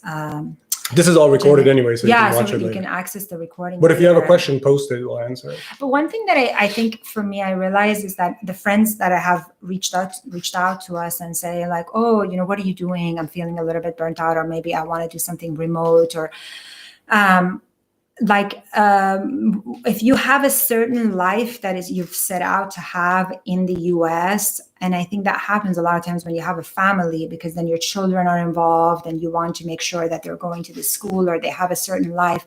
So I think that's a little bit harder, because like, you know, it requires a little bit of like all of this soul searching that Mo's talking about. Sometimes it sounds like whatever, you know, like what you're going to sit there and think you have $1 million. Like, I need to feed my kids. Like, I need to put a roof over their head, you know? So I think that makes sense. But ultimately it's like, if you're probably watching us because might be feeling somewhat burnt out at least, right? So, and that's how sustainable is that? So I think it comes down to sort of like rethinking things like, well, what would actually make me happy? And I think with the medical student, like, that's why I thought like you have to start on something and then you realize like, oh no, you know what? I don't like this. Like for me, I think my passion probably right now is actually mental health. Because I think so many of my patients ultimately, like when you have something like fibromyalgia, there isn't really good solutions for it. If you have like a bad case of fibromyalgia, it's probably just affecting you so much on so many levels that, I don't know, like I feel like mental health becomes more important even. The doctor doesn't have the answer. And for me personally, myself, mental health. Oh, hi, Ramsey, residency friend. Happy to see you that you're living your happiest and best life. All the best. Ramsey. But do I need business perspective to get started with consulting? Business perspective, no, but you should, if you're going to consult for someone, you probably want to have, pick a topic, right? Get as granular as you like. Pick physical therapy. Pick occupational therapy, just the hands and wrists, right? Pick ICD coding. Pick post-acute care discharge planning, right? You can get so granular and read about that and be like, is this something that's interesting? I took a whole, I don't know how many month course on data analytics from Google because I'm like, oh, look, data analytics, this would be interesting. And I took the course and I'm like, this is fucking horribly boring. But I did it, and I just wanted to see what I like from it. And I can't say I took a lot away from it. I don't think everybody says, oh, you always take something away from it. I can't think of anything that I took away from it. But I did it because I wanted to see if this is a space that I would want to do more stuff in. And in fact, I worked for a company for a year in data analytics and artificial intelligence and stuff. And I don't think it didn't sing to my heart. You know, it wasn't something that I really connected with. But I don't think you need so much expertise or need to have a lot of information as far as you just need to be passionate about wanting to learn it. I think in this information age that we're living in right now, the information's out there. Can you go find it and synthesize it in such a digestible way for somebody who doesn't have a medical background that they can say, hey, this medical student's really good. We should give him a job on our, health information technologist or whatever. But I guess the reason I was bringing up that whole like what kind of life you've built out for yourself, because I think sometimes some of my friends I look at, they don't necessarily also need to make that much money off of, like, they are working because they feel like they have to be working. That's right? A great conversation. That's the whole, like, we could talk about that for 5 hours, right? Like thinking that you need money to live a good life. And how much can you cut out? Or just like if you don't work, if you're not going and doing that kind of a traditional, conventional way of medicine, you're going to feel so guilty. That's hard for me still. Yeah, like if I don't do anything. So it's almost like sometimes I think you're only going to be as happy doing whatever as your mind lets you, right? Like if you're thinking that like, I should be doing that. Like sometimes I think that like all my friends are in the US working, like hustling, right? And I'm waking up and like reading my book and then I feel guilty. Like even if I don't need the money, because I don't necessarily like have that kind of life that I need to spend a lot of money, like living in north of Spain, like a small apartment, and like enjoying nature doesn't need that much money. But even now, with not needing as much money, like the guilt, because we're so brainwashed, and so you almost feel like you have to hustle and you have to like be stressed so that then you can take a vacation for a week and sit by the beach and then feel like relaxed. Remember how you used to say like, oh, like, don't you feel better if you work really hard and then take a vacation? Doesn't the vacation feel almost a little bit better? It's kind of right. So I think those are some things that I'm working on that. I think Neil is always good about like pointing that stuff out in me. He's like, you don't need to work. You should work if you really enjoy it. But like for me, maybe it's that whole masculine macho thing of like needing to make money to feel worthwhile. There is still a little part of me. If I don't make money, I always am like a little anxious or nervous. It's something I want to work on, because I feel like it's not about the money. I don't think what really matters to me is the money I make, is the impact that I have, right? The people I help, the people I connect with. And that's become more apparent to me. And something that I work on. Well, yeah. And that's another thing is like, oh, am I being productive? Am I being helpful to other people? Sometimes I wonder that about myself as I'm taking this, year of a break, or let's say. And then I think, how helpful was I when I was that stressed, right? When I was really just like going from one room to the next. I used to really love my patients, but even the ones that were easy towards the end, I mean, I learned about compassion fatigue later. I was like, I am the queen of compassion. Like, I have compassion. But then at the end, I was like, I just don't want to see patients, like, I mean, I feel bad saying that as a doctor, but it's like, I don't want to. I wish I could like enjoy it and still see patients, right? But then was that like on the outside, I'm this rheumatologist working in an underserved clinic and like seeing patients all day long, and like maybe like that part of me is like check, good job, but no, it wasn't. Like I was like, I don't think I was necessarily helping people like so much when I am in that state of mind. It's the perspective of compassion. At least like I help me more for sure, but also like I could just be kinder to people. I have more patience for my family and friends calling me with medical questions. I have more patience when I'm doing telemedicine because I'm doing less of it. So that's how at least I contend with my mind when it comes and says like, you're not doing enough. Look at all your friends, like both raising children and like working full time. Yeah, I mean, I think you can suffer in so many different ways if you're doing something non-traditional, but if it has meaning to you, if it's meaningful to you, and you can get over some of the, feeling either feeling guilty or FOMO that you're not back in the US doing the US thing. I think for both of us, it would be fair to say that we're leaving a lot of money on the table. Like, right, we would like $400,000 on the table working in an urgent care. You're probably easily leaving $300,000 on the table. Well, yeah, like we made a lot more money doing that. But so this is not to like be like in la la land, like we don't need money. But I'm saying like sometimes you notice that even if you don't need as much money, there's this other part of you. But I think that does matter though. That is a good point, because I have an apartment in the US right now that I bought a $440K. I could right now go back and buy this probably a similar apartment in that unit for $100K. I could rent it out traditionally, and I have enough money. No, I would have enough money to live here indefinitely. Right. That's why I think they give you the visa if you have like $20,000. So I could be retired with $100K. They give you a 1-year visa because you can live with that money here in Spain. But student loans are a thing, right? Like a lot of us, I think, I thought this was medical student, Jeanette. Like a lot of us, I think once you work like a couple of years, a lot of us are putting our medical student, we don't pay, not medical student, student loans. We don't pay it off, right? Because the interest is low. I decided to pay off half of it with the money that I had saved because I didn't want $1,500 taken out of my account every month. And I think both of us come from like having worked for a while. So we saved money. He did way better than me. He invested, I just didn't have a lot of costs because like I didn't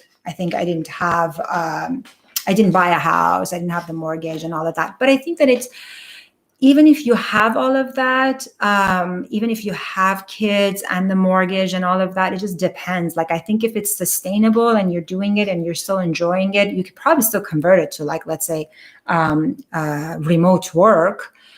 and still make certainly that would much do it on the money. side. If you do telemedicine full time, you make the same amount of money you would make in the US, but it's just that probably nowhere else in the world you're going to need as much money.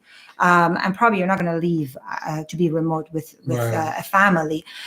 But well, there's a couple of you guys who've messaged me and emailed me and said that you're moving to Spain with your family and kids and everything. So I don't think it's impossible, but I do think there is some difficulties. And talking to some of the people who have become whether temporary or permanent expats is good. Even better, I think, is just to do a transition. If you're, for example, our medical student, we need a name for our medical student.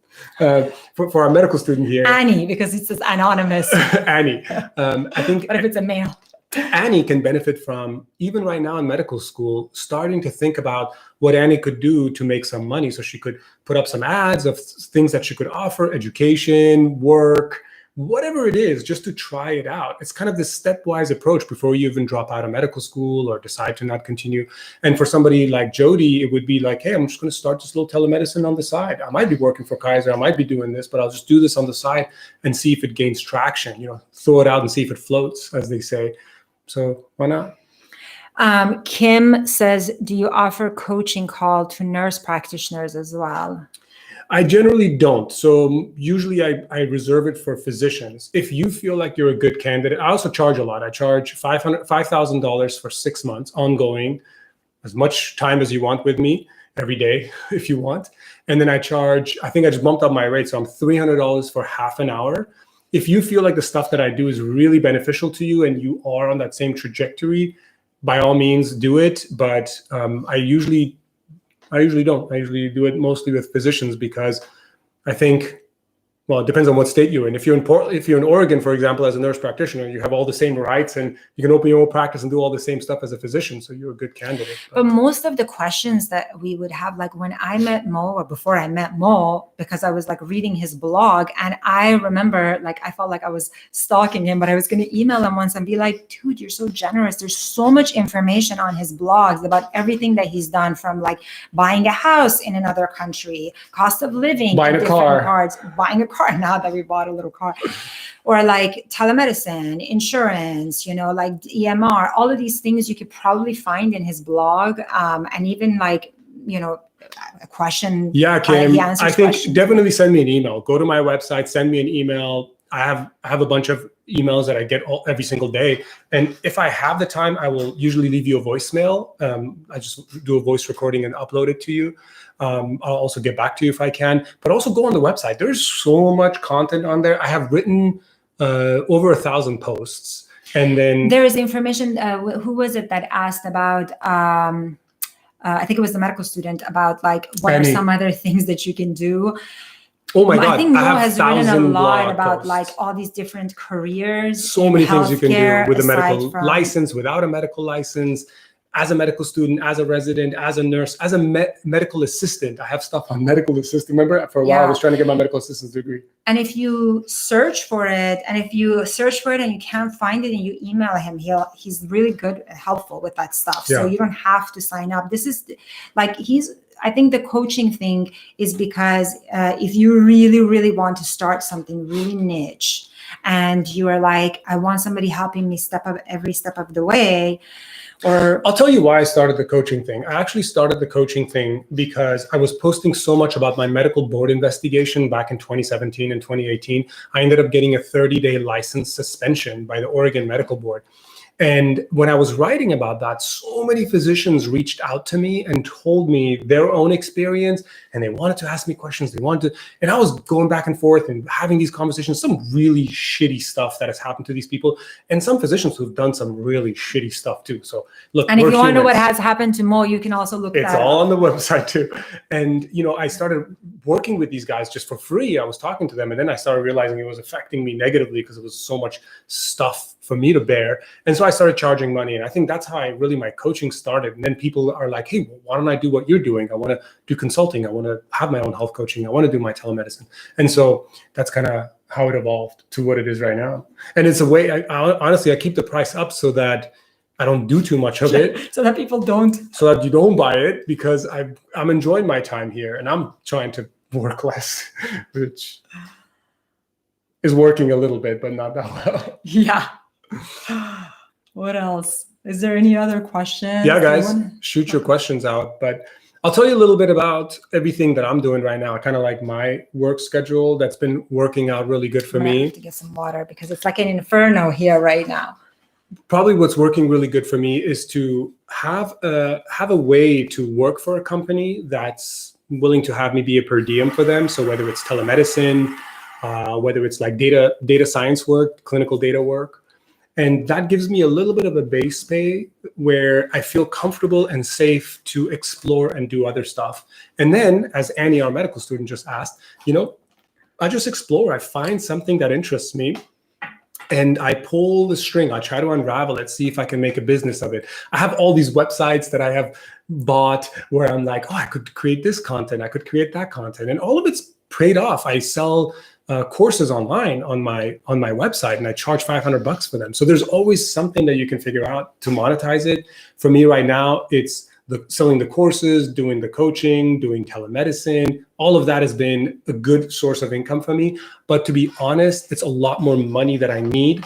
For me right now, it's figuring out which one of these I really want to double down on. Cass Miller says, can you see my question? We don't know. We can't see your question. Maybe, but we can see this. So if you want to repost that question. And then Artie says, how do you acquire patients? Acquire patients for? Probably for like, how do you get your own patients on like a telemedicine company? Oh, sure. I mean, that part is actually quite easy, right? Telemedicine, your own telemedicine, right? If you have your own telemedicine company, it's pretty easy to find patients. Or coach. As long as you're not, or coaching, as long as you're not competing with Teladoc and MD Live and American Well, because they're looking for traditional patients, right? Somebody who wants to do like urgent care. But if you advertise yourself as the COVID doctor, the UTI doctor, all of a sudden you're now competing in this other space, and your advertising dollars that you spend on Google ads. I've done Google ads, I've done Facebook ads. Those are good ways to find people. But what I have found to be the best for me is what I call organic searches. So basically, I write a lot of content on my own website. I create content that is audio, so podcasts, and I create YouTube content, and that's how people find me. So I create a YouTube content, somebody contacts me, say, hey, can I pay you money and run this by you? Of course you can. I send them my Calendly link. They have to make the payment before they book with me. It's perfect. Like what these this question and answer company that we were working on, you see the need, like for example, patients from all over the world, Singapore, they want to India, send South you Africa. like general questions, STD questions, because they're not comfortable talking about their doctors to doctors about these things, or they're not comfortable going, they're embarrassed.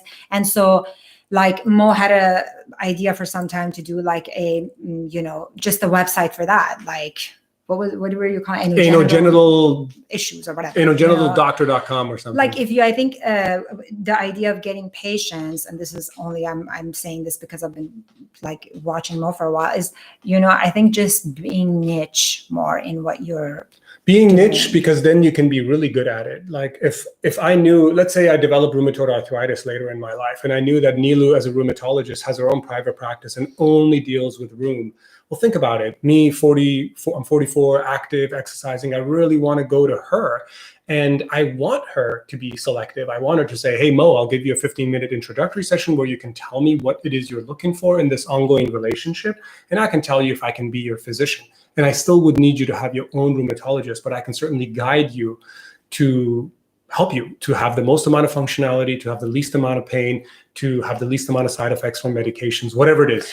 For example, we know, like even Mo was thinking about this because he's a rock climber, and he was like, well, maybe I'll just do medicine. I'll just become rock climbers doctors. We have a good, we know somebody who's a physical therapist, and he seemed like he wasn't enjoying traditional physical therapy, and he's a rock climber, and he started YouTube videos for rock climbers. Let's say he's now just doing physical therapy for rock climbers online, like remotely. And it's like, crazy. And he charges a lot of money. I'm not really a rock climber, but I had my first injury when I started rock climbing.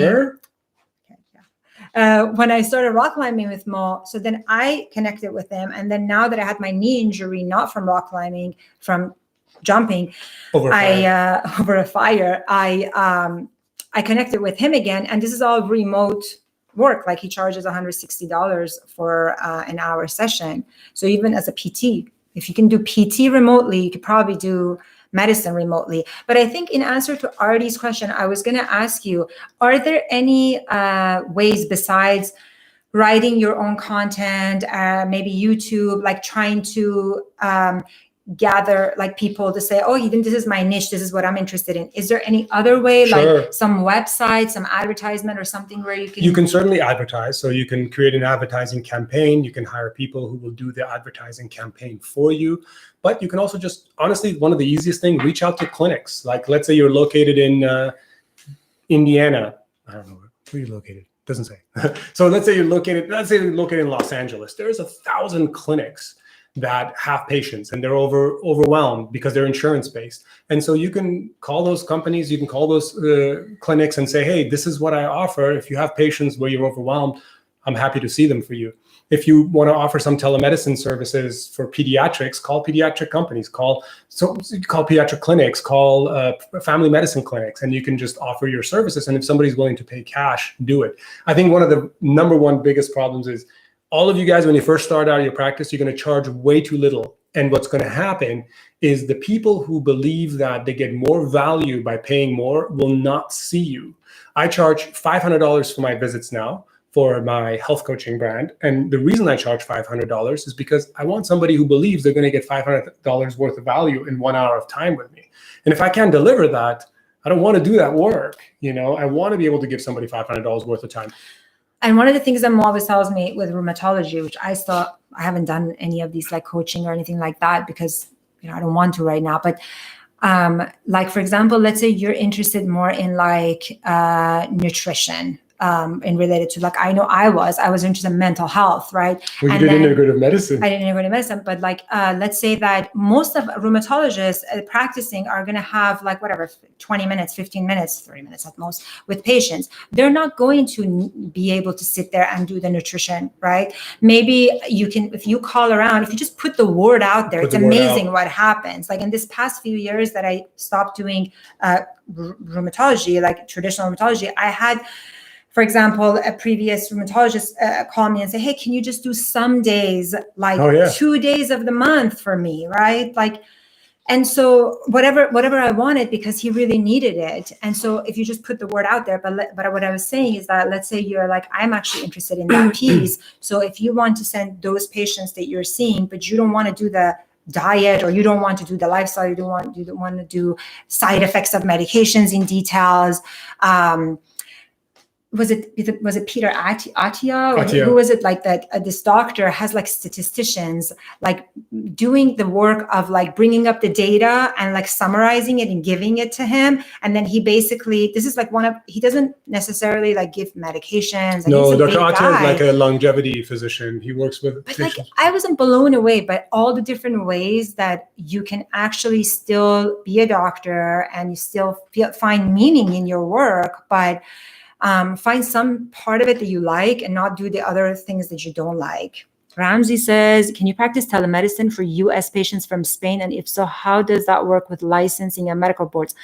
So what we're doing is that these telemedicine companies that we're working for, like a couple of them we mentioned, Teladoc, MD Live, Doctors on Demand, when I signed up for Teladoc, and I told them from the beginning, I'm not going to be in the US, and they said they're okay with it. Now, I don't know if rules are changing, but this company was okay with it. And so I call in to this platform, and what I see is, for example, you can either schedule patients or you can just call and see whoever is waiting, kind of an urgent care. And I'm seeing patients either only in California, where I am licensed, or when it was the beginning of pandemic, it was like you could see patients everywhere, or if you want to be able to see more patients from other companies. So now with the Spain visa, as long as you're if you're getting a long-term visa to live in Spain, it's a non-working visa, like the way that I did it, the way that we did it. You can't, you're not supposed to be working. But if you're like a freelancer, if you're an employee from the US and not making money that way, you can do it. You can work from elsewhere, like Mexico. Mexico doesn't even care. Like Spain is a little bit, like Europe is a little bit more. But I wonder if Ramsey's asking a little bit about like what might be the issues for the US. So here in Spain, they're not going to care. You can work here as long as obviously you're not seeing their patients here, right? But in the US, I can see the state medical board of California State Medical Board doesn't care as long as I am not a permanent citizen or resident of Spain. So if I'm living here permanently and I'm seeing patients over there, they might have an issue with that because then my residency address would change. And obviously you want to be honest about that. If you're seeing your own private patients, is that still an issue? It's still an issue. I think it's still an issue if you want to be a permanent resident, even if you're just flying back a little bit or demonstrating that you're still a resident of California, then you're of US, not even California, you're perfectly fine. And they're not going to care as long as you're not doing Medicare or insurance. Some insurances and Medicare and Medicaid, they don't want you to be anywhere outside of the state in which you're licensed in when you're doing the work or have a license for that particular state. So basically, if you're doing your own work, there's nothing to worry about when it comes to telemedicine. You can be anywhere in the world and you can do it. But there are some rules and regulations to follow. Obviously, that's really, really, really nuanced. There are telemedicine companies that pay me money to consult for them regarding this. Cure Health, if you remember, they have all their physicians in India, and we were trying to figure out like how to bring that all together. That was a healthcare. Yeah, it was a very well-funded technology company. Tech company. So yeah, that's definitely. If I have a cash practice without insurance, is this Ramsey? Tell us if that answered your question, or if there was something else that we didn't address. If I have a cash practice without insurance, is this an issue? Apologies, I missed it. I think that's what you were saying, is that even if it's cash, what's an issue? Like this person, Jeanette, is only seeing cash patients, sure. right? So it's not accepting insurance. So sure. For example, if Medicare has, because I think Medicare might have like some laws where you can't be outside of the US. It might be Jeanette, a new thing. As far as, look, if you're going to go move to Mexico or Spain or wherever you're going to be, if you're seeing patients private pay and they're paying you cash, nobody cares. That's the number one thing for you to figure out. No one's going to come after you and try to get your license or come after you for anything because you're not billing anyone. They're comfortable with you doing what you're doing. The only thing becomes, let's say, God forbid, you get sued or something bad happens. You obviously want to be able to do things appropriately. You want to dot your I's and cross your T's in the sense that, like, if you were living full time in Mexico and you put your residency address with the state medical board as California, that's not appropriate. Yeah, I wonder if as long as I think you come back to the US a little bit. You literally need 30 days. A lot of companies, non-healthcare, like I have patients who are, I have friends who are like in engineering or different things. A lot of times they're like, I could just be anywhere in the world, but like 60% of the time, but 40% I have to be back in like my country. So it might be also that, that might be a thing that where if you're like permanently and full-time living somewhere else, there are so many ways around that. So that coaching thing, if that ever becomes an issue for you, and like you can make tons of money and live abroad, you can contact me. We can do a consultation for an hour, and I can give you all the little details. That's a good question to ask this lawyer that you're working with, right? The medical justice, to ask them, like, if you are permanently living in another country, can you have your own telemedicine company and see patients cash in the US? And you are keeping up with your board certification, you're paying US, you are paying tax to the US. But you cannot list your address in the US as Spain. The state medical board will not accept your foreign address.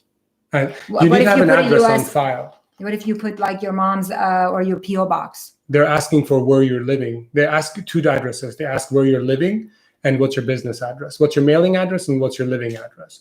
I have a feeling, I'm pretty sure about this, that if you put a foreign country, they're not going to accept it. And then you have to put something else, and they're going to say, well, if you're not living there, you can't put that there. And also, it's going to become a problem for you when you get malpractice. If you're not a resident of the US, you want to get malpractice, most malpractice companies will not cover you if you're not a resident of the US. I'm not talking about full-time resident. I'm talking about that you just step foot into the country enough to show that you're ultimately, I think in the US. This is all, we're both, Mo has been doing this way longer, right? We're both it's not like we're 10 years living just permanently in Spain, right? We're sort of like in and out of US, like, this year I'll probably spend most of the year in Spain, but I'll still spend some time in the US and I'll do some locum.